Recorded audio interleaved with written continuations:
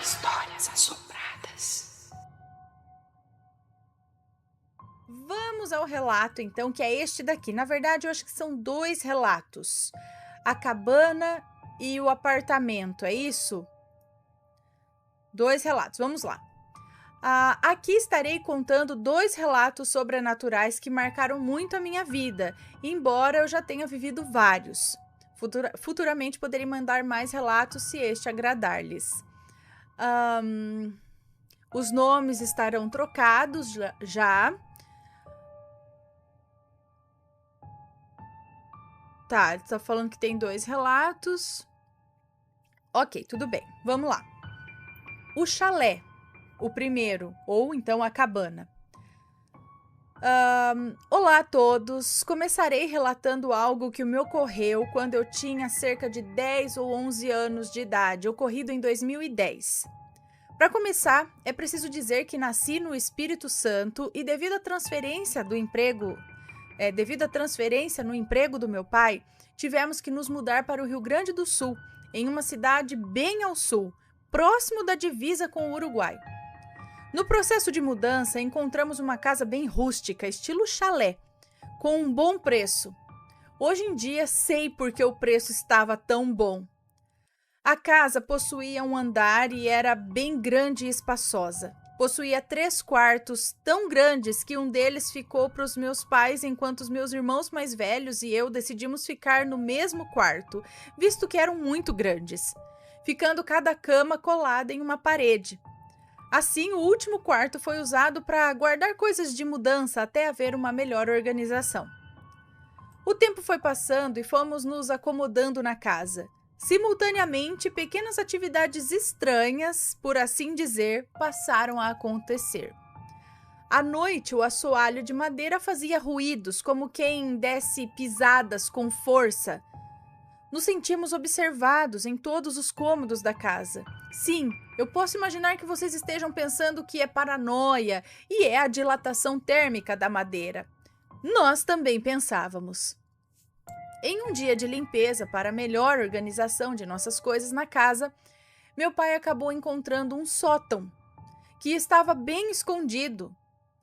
Para melhorar a situação, o que ele encontrou no sótão foi vários, muitos mesmo, muitos brinquedos. Desde bonecas de pano até carrinhos e brindes de Kinder Ovo. Eu e meus irmãos tomamos uma excelente decisão. Pegamos todos esses brinquedos, lavamos eles,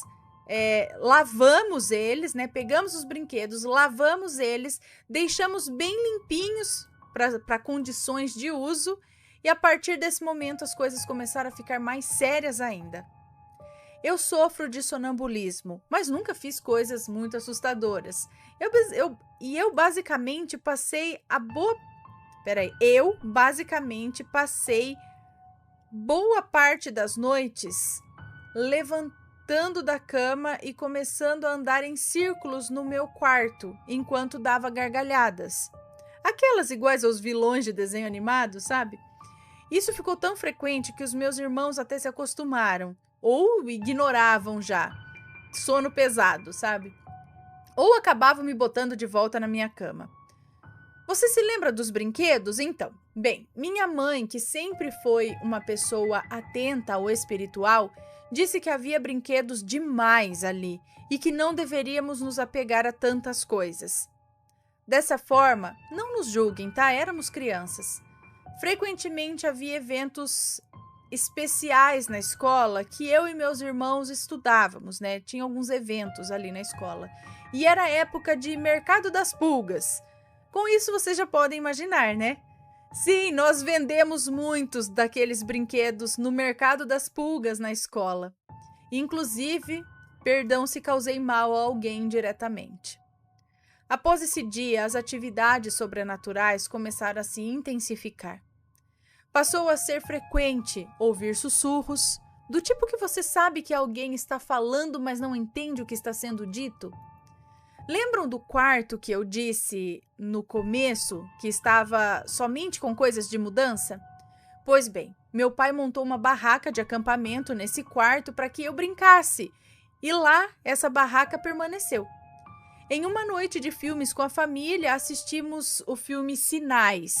Para quem nunca viu, se trata de um filme sobre invasão alienígena e sinais nas plantações, os crop circles.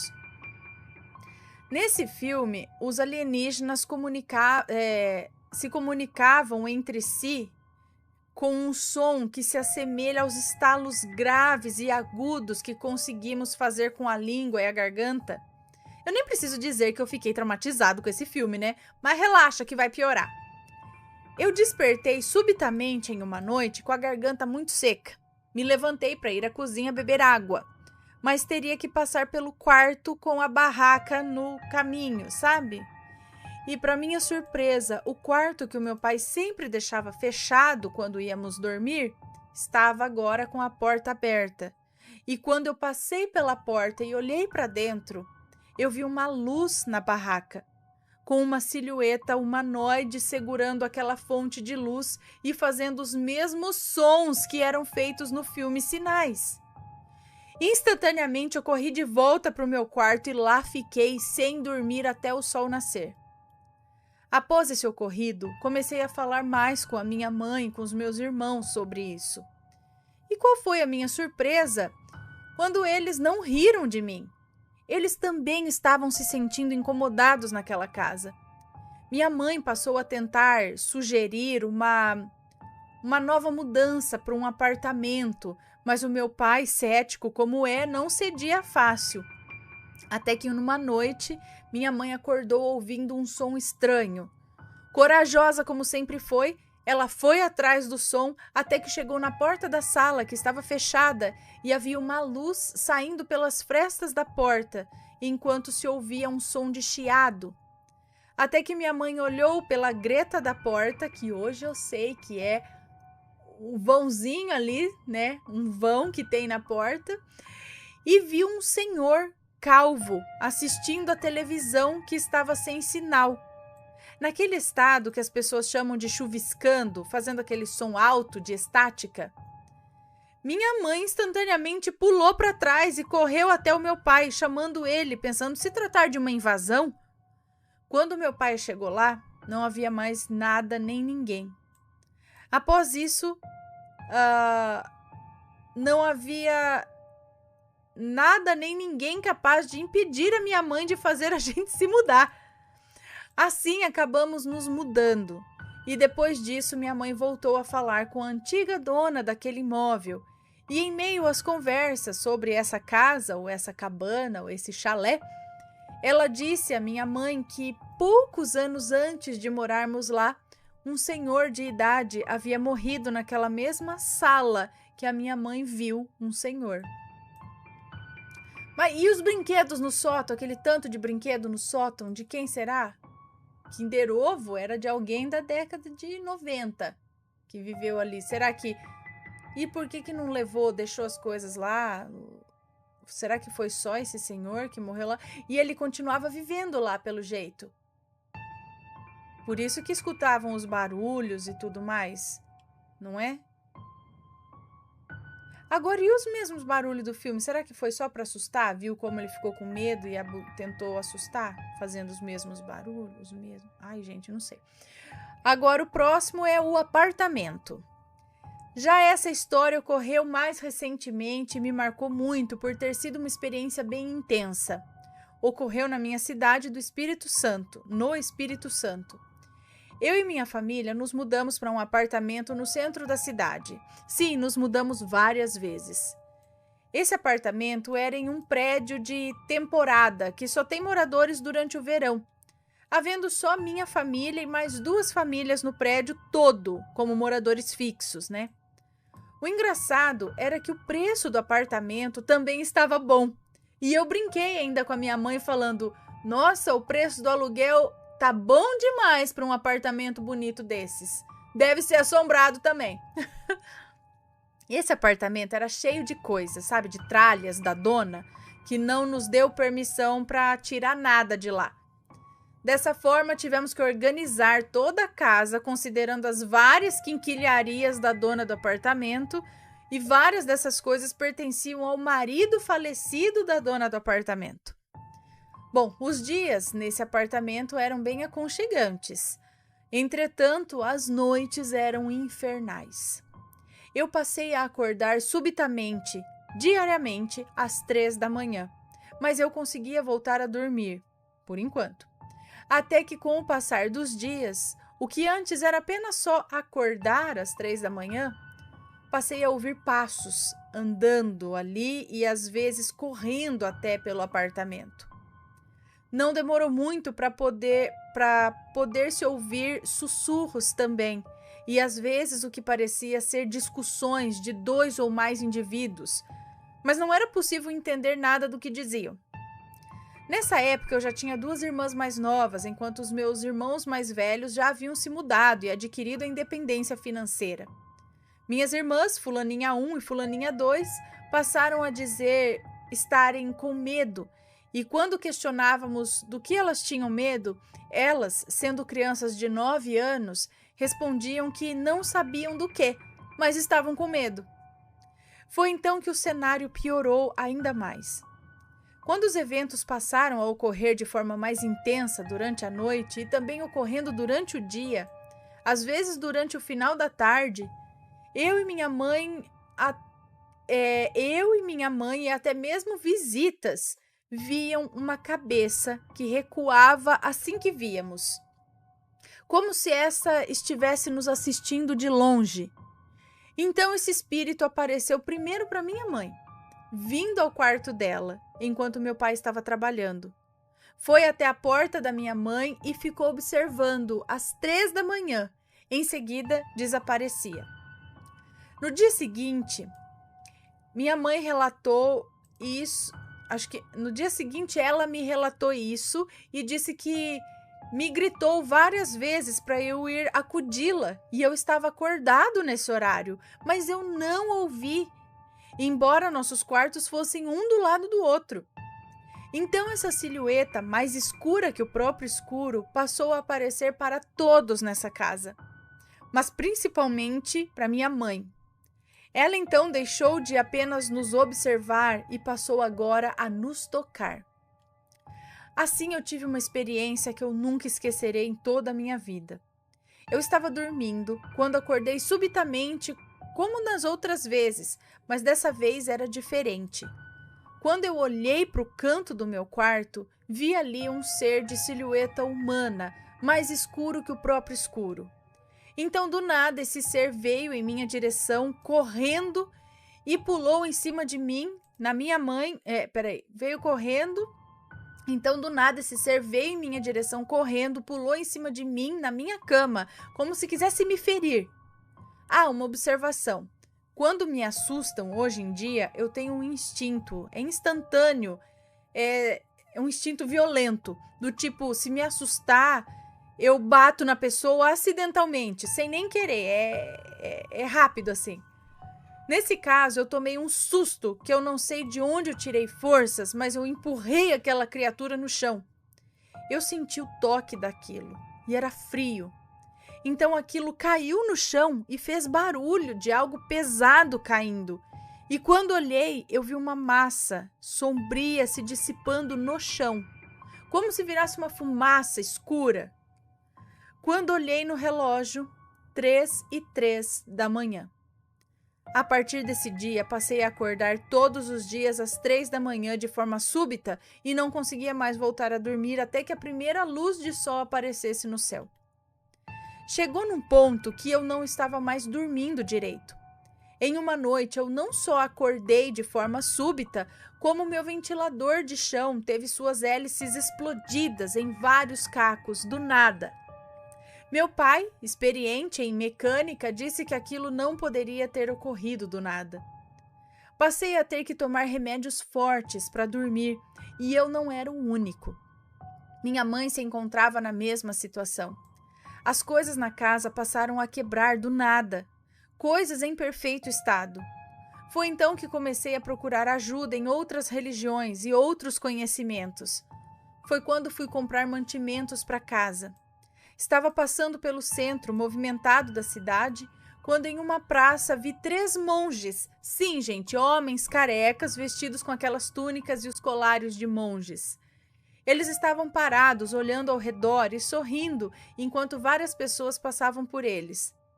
Foi aí que, quando fui passar perto deles, um deles segurou gentilmente o meu braço, o que me fez parar na hora. Então ele, com um olhar gentil, me olhou no fundo dos meus olhos, como se me conhecesse, e me disse: "Você sabe o que quer dizer o transcender de uma alma?" Eu fiquei boquiaberto e sem palavras naquele momento, porque na noite anterior a esse dia, enquanto eu pesquisava outras religiões, eu vi, em termos espíritas e esotéricos, que falavam sobre a elevação e a transcendência da alma. Aqueles monges começaram a me falar muitas coisas, coisas que eu não consigo nem me lembrar direito, como se fossem para mim, sabe? Mas não para o meu corpo. Eles começaram a falar coisas como se fossem para mim, mas não para o meu corpo.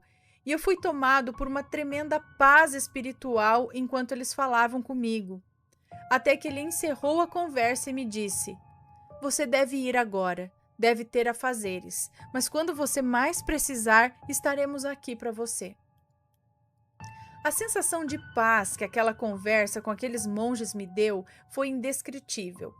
Eu então voltei para casa e nos outros dias, seguintes, eu consegui ter mais paz nos meus sonos. Até que, curioso, fui até a loja que antes os monges estavam em frente, eles estavam em frente a essa loja. Fui nessa mesma loja e eles não estavam lá. E ao questionar os atendentes da loja, eles me disseram que nunca haviam visto monges por ali e que estavam bem atentos na movimentação de pessoas do lado de fora no dia em que eu conversei com eles. Enquanto as coisas melhoraram um pouco para mim, pioraram ainda mais em casa, com as coisas quebrando do nada. Era normal acumular mais sujeira e dar mais trabalho para a limpeza.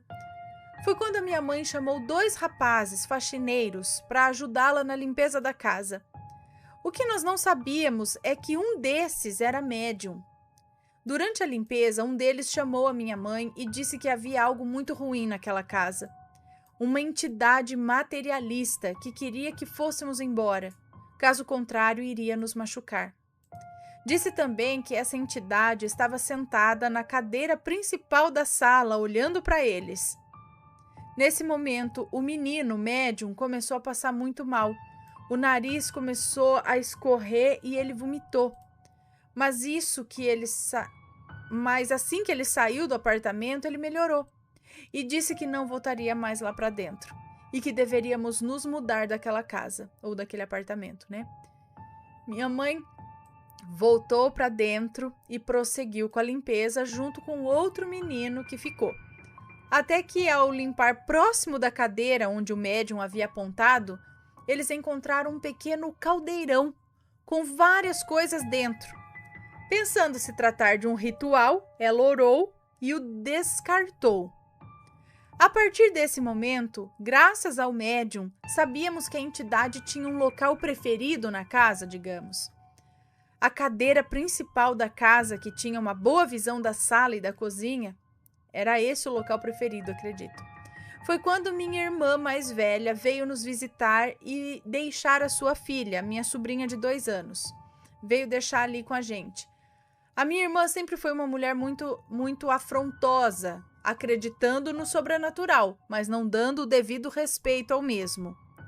Ao saber da situação com a cadeira, ela foi até a cadeira e começou a balançar ela, dizendo: "Aqui não é o seu lugar, vá embora, Deus não te quer aqui, a gente não te quer aqui."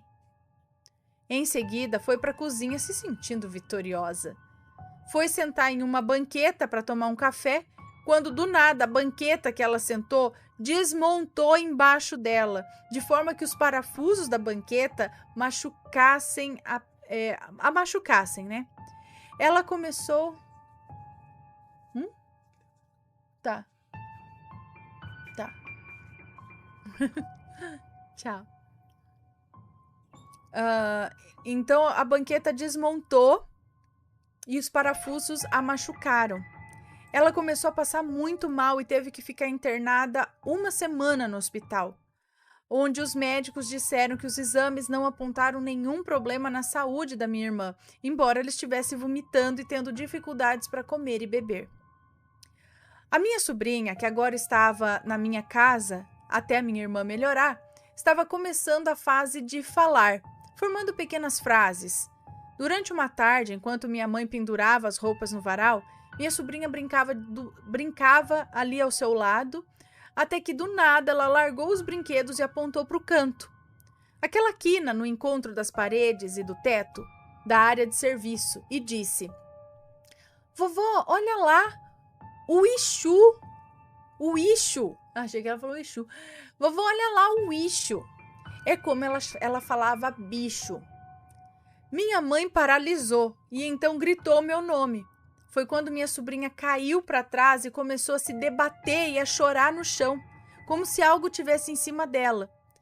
Então, depois dessa tarde, minha mãe criou uma nova regra na casa, a de que, quando meu pai estivesse trabalhando nas escalas, todos nós, eu, ela, minhas irmãs mais novas e minha sobrinha, deveríamos dormir no mesmo quarto. Mas isso não impediu aquela coisa. Não demorou nem 2 dias e a minha mãe, durante uma noite, dormindo em um colchão com a minha sobrinha do lado dela, sentiu um movimento estranho no colchão. Foi quando ela olhou para baixo e viu minha sobrinha sendo arrastada levemente pelo pé para baixo. Quando minha mãe viu, aquilo puxou mais forte, o que fez a minha sobrinha acordar gritando de medo. Ela acordou com tanto medo que vomitou na mesma hora. Ela começou a passar mal naquela casa. Frequentemente, ela puxava a gente pelo braço em direção à saída da casa e quando falávamos, "Onde você está querendo ir?", ela nos respondia, "Ir embora, porque o Exu está aqui."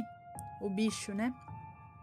Eu passei a ter sonhos estranhos, onde estava no quarto dormindo com a minha família e via essa entidade mais escura que o escuro, dizendo o seguinte: "Deixem a casa ou vou machucar vocês."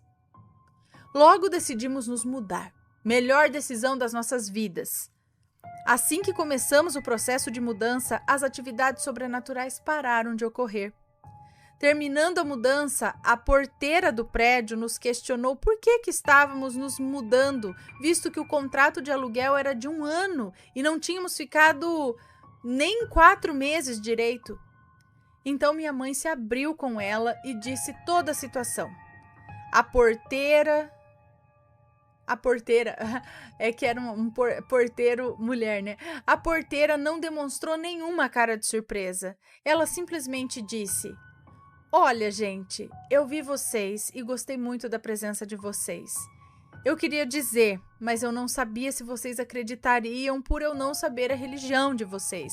Mas esse prédio é assombrado. Mas principalmente o apartamento que estão deixando agora." Foi aí que ela abriu uma gaveta próximo dela. Ah, tá. Achei que ela ia contar mais coisas. Foi aí que ela abriu uma gaveta próximo dela ali e nos mostrou vários crucifixos e terços de oração e nos disse: "Se eu estiver sem isso, eu não consigo trabalhar."